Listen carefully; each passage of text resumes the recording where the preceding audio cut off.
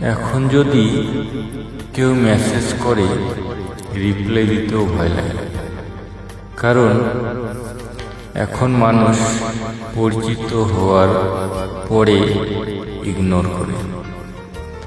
এখন যদি কেউ কোনো সম্পর্কে জড়াইতে বলে, তাকে জিজ্ঞেস করতে ইচ্ছে হয় যে আপনি আমার কাছে কি চান, বা আপনি এই সম্পর্ক কতদিন রাখবেন।